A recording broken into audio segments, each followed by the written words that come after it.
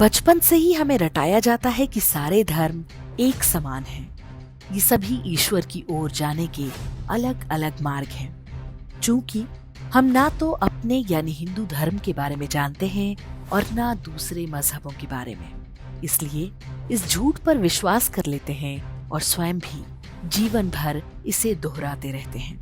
लेकिन जब हम अब्राहमिक मजहबों की बर्बरता देखते हैं, तब इस थ्योरी पर से विश्वास उठने लगता है। बीते कुछ वर्षों में बड़ी संख्या में हिंदुओं की आंखें खुली हैं, लेकिन बहुतों की आंखें खुलना अभी बाकी है। इसलिए जानना आवश्यक है कि क्यों हिंदू धर्म बाकी मजहबों से अलग है, क्यों वो दिखावा करके भी हिंदू धर्म की तरह नहीं हो सकते। इस्लाम और ईसाई जैसे अब्राहमिक मजहबों और हिंदू धर्म के बीच 3 प्रमुख अंतर हैं। पहला अंतर है साइक्लिकलिटी ऑफ क्रिएशन, यानी सृजन चक्र। अब्राहमिक रिलीजन में प्रकृति का सृजन एक रेखीय प्रक्रिया अर्थात लीनियर प्रोसेस है। दुनिया को किसी ने एक दिन बैठकर बनाया और एक दिन ये नष्ट हो जाएगी, जबकि सनातन हिंदू धर्म में सृजन एक चक्र की तरह होता है। ठीक उसी तरह जैसे दिन और रात होते हैं, उसी तरह सृजन और विनाश का क्रम भी सदैव जारी रहता है।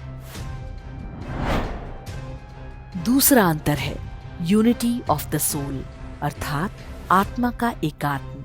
अब्राहमिक मजहबों में मनुष्य की आत्मा और अन्य जीवों की आत्मा को एक नहीं माना जाता। क्रिश्चियनिटी के अनुसार मनुष्य धरती पर एक निहित पाप के साथ जन्म लेता है।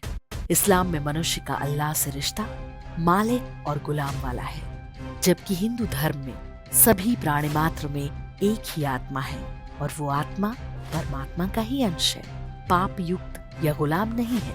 उसका भाग्य उसके ही कर्मों के आधार पर तय होता है। ये कर्म इस जन्म के ही नहीं बल्कि पूर्व जन्मों के भी हो सकते हैं। हर व्यक्ति के पास ये विकल्प है कि वो अच्छे कर्म करके अपने वर्तमान और भावी जीवन को सुधार ले। तीसरा अंतर है मल्टीप्लिसिटी ऑफ द ट्रुथ, यानी सत्य की बहुलता। अब्राहमिक रिलीजन में एकमात्र ईश्वर है और एकमात्र सत्य है जो उनकी एक किताब में लिखा है। ईश्वर तक पहुंचने का एकमात्र मार्ग है जो उनके एकमात्र पैगंबर से होकर जाता है। इस व्यवस्था में कोई बदलाव नहीं हो सकता।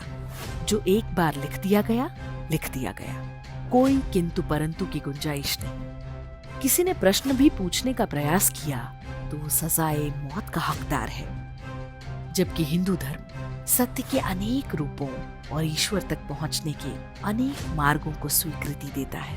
हिंदू धर्म ये भी मानता है कि इन सभी मार्गों को मानने वालों के बीच निरंतर आदान प्रदान और संवाद होना चाहिए, ताकि वे स्वयं को अधिक परिष्कृत कर सके। आज के युग में आपको इन दोनों विचारों में से कौन अधिक वैज्ञानिक और तर्कसंगत लगता है? क्या इसके बाद भी आप ये रट लगाते रहेंगे कि सभी धर्म एक समान है? सनातन धर्म को जानिए, ताकि इसे लेकर फैलाए गए भ्रम दूर हों और आप आने वाली पीढ़ियों को भी भ्रमित होने से बचा सकें।